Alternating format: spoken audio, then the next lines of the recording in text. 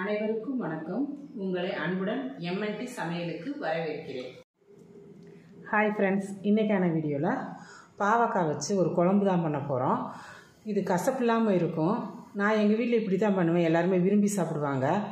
சாப்பிடாதவங்க கூட சாப்பிடணும் அப்படின்னா நான் எப்படி பாவக்காய் குழம்பு பண்ணுறேனோ அதேமாதிரி நீங்கள் உங்கள் வீட்டில் பண்ணி பாருங்கள். ரொம்பவே டேஸ்ட்டாக இருக்கும். இப்போ பாவக்காய் கிரேவி செய்கிறதுக்காக ஃபஸ்ட்டு நல்லெண்ணெய் எடுத்துக்கலாம். நல்லெண்ணெய் எடுத்துக்கிட்டோம் அப்படின்னா நல்லா டேஸ்ட்டாக இருக்கும்.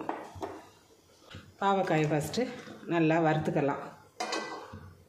கொஞ்சமாக சால்ட்டு போட்டுக்கலாம். பாவக்காயை ஃப்ரை பண்ணுறது போது சால்ட்டை போட்டு நல்லா வறுத்தோம் அப்படின்னா கசப்பும் தெரியாது. பாவக்காயும் சீக்கிரமாகவே நல்லா வதங்க ஆரம்பிச்சிடும். இப்போ பாவக்காயை நல்லா வறுத்தாச்சு.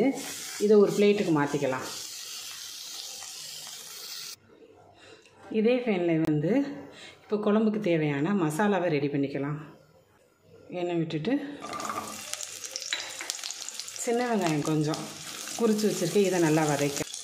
இப்போ வெங்காயம் கண்ணாடி பதத்துக்கு வதங்கவும் அப்படியே தக்காளியை போட்டு நல்லா வதக்கிக்கலாம்.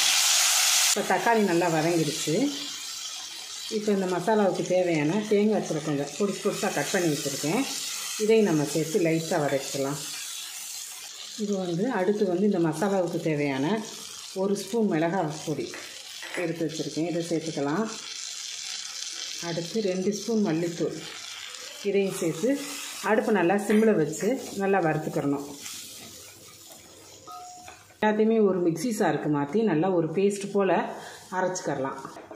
இப்போ அதே கடாயில் நம்ம குழம்பு ரெடி பண்ண ஆரம்பிச்சிடலாம். கொஞ்சமாக எண்ணெய் விட்டுட்டு எண்ணெய் காயவும் கொஞ்சம் கடுகு, கொஞ்சம் உளுந்தம் பருப்பு,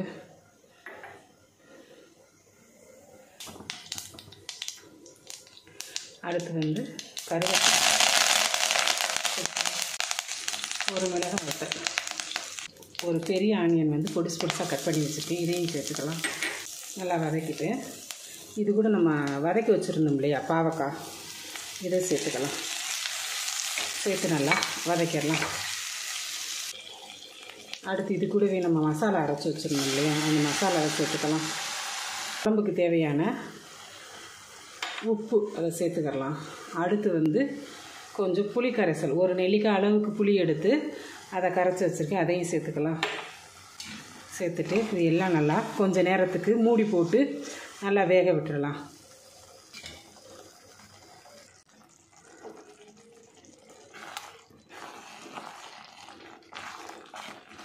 இப்போ சூப்பரான சுவையான பாவக்காய் குழம்பு ரெடி ஆகிடுச்சு. இதே மாதிரி நீங்கள் வீட்டில் செய்து பாருங்க.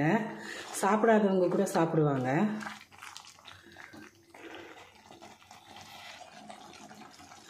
கொஞ்சமாக வெல்லத்தை போட்டுக்கலாம். போட்டுட்டு கிளறி விட்டுட்டு ஒரு நிமிஷம் மட்டுக்கு இருந்து அப்படியே இறக்கிடலாம். இறக்க போகையில் கொஞ்சமாக நல்லெண்ணெய் விட்டுக்கிறணும்.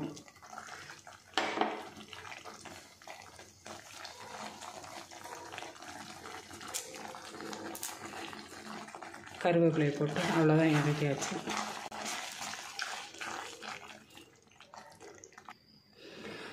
சூப்பரான சுவையான ஒரு பாவக்காய் குழம்பு ரெடி ஆயிடுச்சு. நீங்களும் இதை வீட்டில் செய்து பார்த்துட்டு எப்படி இருக்குது அப்படிங்கிறத கமெண்ட் பண்ணுங்கள். உங்களுக்கு இந்த வீடியோ பிடிச்சிருந்துச்சு அப்படின்னா லைக் பண்ணுங்கள், ஷேர் பண்ணுங்கள், மறக்காமல் சப்ஸ்கிரைப் பண்ணுங்கள். நன்றி, வணக்கம்.